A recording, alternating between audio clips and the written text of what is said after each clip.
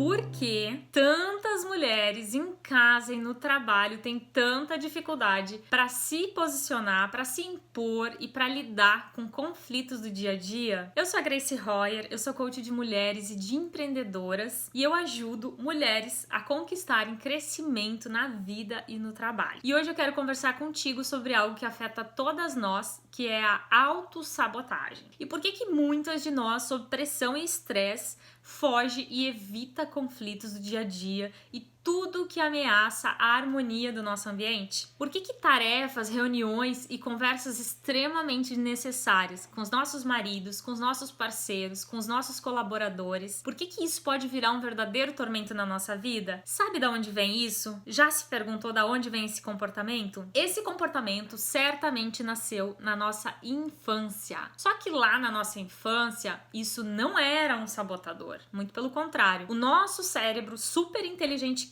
criou esse sistema focado na nossa sobrevivência, onde nos deu uma série de mecanismos de autodefesa para que a gente pudesse enfrentar toda e qualquer ameaça, tanto emocional quanto física, e a gente pudesse chegar à nossa fase adulta, saudável, bem, para que a gente pudesse transmitir os nossos genes e poder aí sobreviver como raça humana. O autor Cesar Chamini, que escreveu o livro Inteligência Positiva, ele conseguiu por mais de 30 anos catalogar, estudar, identificar e dar nome aos 10 principais comportamentos sabotadores. E esse que a gente está conversando aqui agora é o comportamento sabotador chamado esquivo, onde o próprio nome entrega. A pessoa que tem o sabotador esquivo, ela busca se esquivar de tudo que é desagradável, de tudo que pode representar um conflito na vida dela e de tudo que for trazer uma desarmonia para o ambiente dela. Então vou dividir contigo agora 5 comportamentos da pessoa esquiva. E aí eu quero que você se autoavalie para ver se você se encaixa em algum desses aspectos. Então o primeiro comportamento é que essa pessoa ela foca de uma maneira extrema, de uma maneira exagerada no positivo, no agradável. Ela é uma pessoa que ela quer estar sempre envolvida, engajada com tudo que for muito agradável, prazeroso, gostoso na rotina dela. Esse é o primeiro comportamento. O segundo, ela tem uma dificuldade tremenda de dizer não. Então ela sai dizendo sim quando ela queria dizer não, e isso no médio e longo prazo vai causando para ela uma irritação, um nervosismo, conflitos internos com ela mesma, e ela acaba reagindo nos relacionamentos dela pelo meio que a gente chama passivo-agressivo. Passivo porque ela, num primeiro momento, ela não teve ali a atitude, a firmeza e a franqueza de dizer não. E agressivo porque ela acaba reagindo a ela mesma e a outra pessoa de uma maneira agressiva em algum outro momento. Por quê? Porque ela não conseguiu dizer não, então ela se desrespeitou e ela acaba depois explodindo, ela acaba extravasando aquele sentimento hostil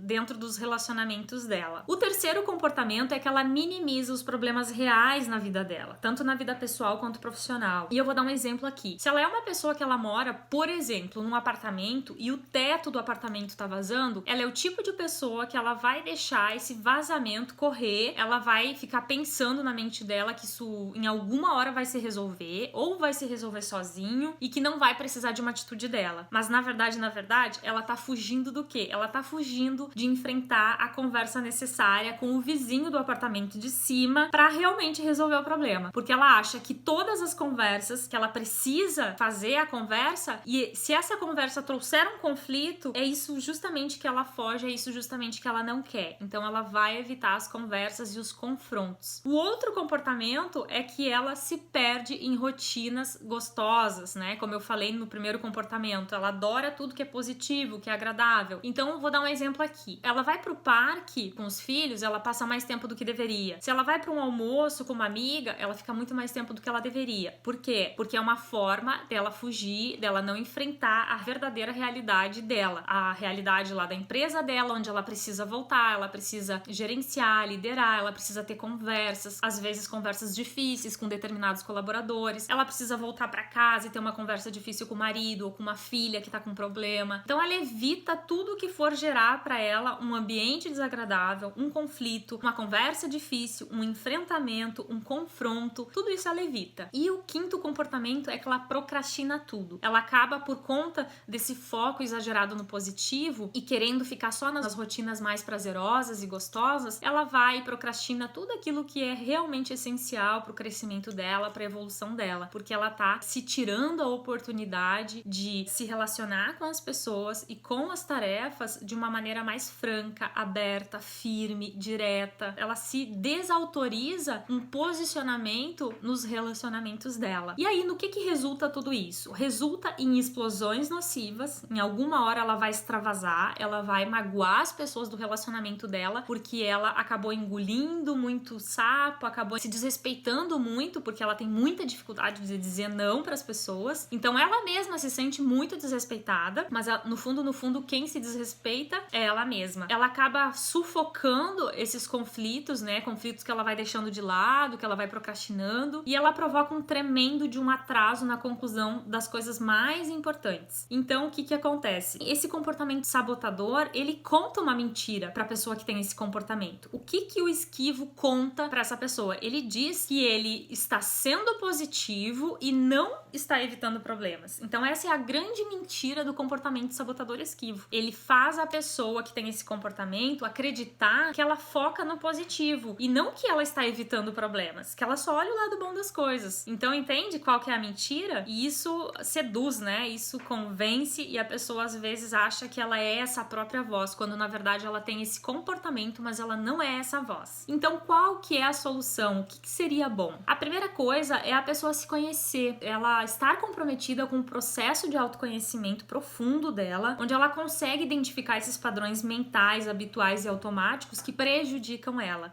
Então, é a primeira coisa. E é muito difícil identificar esses padrões sozinha, muito difícil mesmo. A outra coisa é uma exposição gradual e com frequência a todas as coisas que essa pessoa evita, ou seja, começa aos pouquinhos, devagarinho, a se expor a essas conversas mais difíceis, a esses conflitos, a esses relacionamentos onde precisa ter um enfrentamento. É muito importante essa exposição. E a outra coisa é, com passinhos de bebê, com passinhos realmente de bebê, se permitir esses microposicionamentos, tanto em casa, quanto na empresa, quanto no trabalho. Então começa a se posicionar, começa a ser mais firme na tua comunicação e lembrando que evitar todos esses conflitos e essas coisas desagradáveis pode se tornar uma grande bola de neve que pode te atropelar. Simples assim. Em algum momento isso vai te atropelar. A outra coisa é que começa a olhar diferente para esses conflitos, para essas conversas. Não fica olhando para essas conversas difíceis como um confronto